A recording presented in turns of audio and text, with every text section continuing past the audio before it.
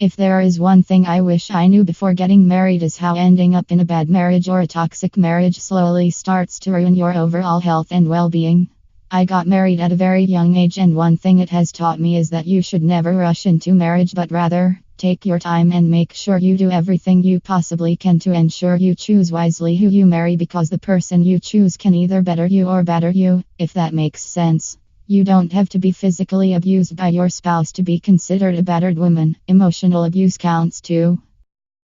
Getting married at a young age meant it would take me a while to realize exactly what was happening to me or what I was going through or dealing with, but there was always this gut feeling that something was just not right about my marriage. I would later on discover, after coming across an article on narcissism, that I was actually married to a narcissist. Yup, I guess it made sense about my gut feelings. Rule number 1: always follow your gut feelings. If you feel like something is not right about your marriage, then something is definitely not right, and you need to look at your marriage a lot closer to figure it out. My ex turned out to be a covert narcissist. As I mentioned earlier, it's only after I have come to read this article on narcissism that I have truly come to understand what was going on. Everything I read on narcissism addressed every single thing that was happening in my marriage and why it was taking place. I ended up doing more research and study on narcissism and finally got to the conclusion that my ex fitted really well with the covert narcissist type. Covert narcissists can be difficult to spot, especially if they are older and more sophisticated. My ex was 10 years older than me, so go figure, right? Over time, they learn how to optimally manipulate their victims and get by with their schemes without anyone questioning them.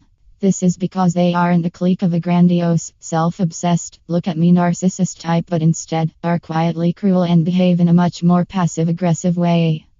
For example, they may appear calm and professional to most people, but to those they are in a relationship with, they are demeaning, cold, and abusive, and they can switch between these Jekyll and Hyde characters with ease.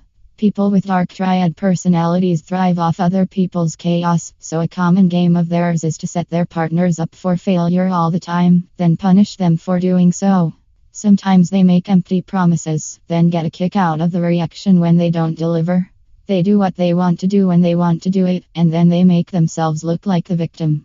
Some even deny making promises in the first place, gaslighting their partner into thinking they are losing their mind. Over time, the victim may completely lose touch with reality, known as perspective. Think about it like the covert narcissist has wormed their way into your heart. There tends to be a string of misfortune, like every single ex is a jerk, every single friend they have isn't healthy. Always ask yourself what kind of circle of friends this person has. If they have 0 friends, that's an alarm bell, because the whole world cannot be that unhealthy. Spinning tales about their abusive childhood or their battles with addiction leads highly empathetic people down a path where they start to feel sorry for the covert narcissist. Further down the line, you'll develop a sense of responsibility over them because you feel tethered to their potential. But this covert narcissist has no intention of changing their lives. It's all a way of sucking you in and a way of getting attention and a way of justifying their behavior towards you.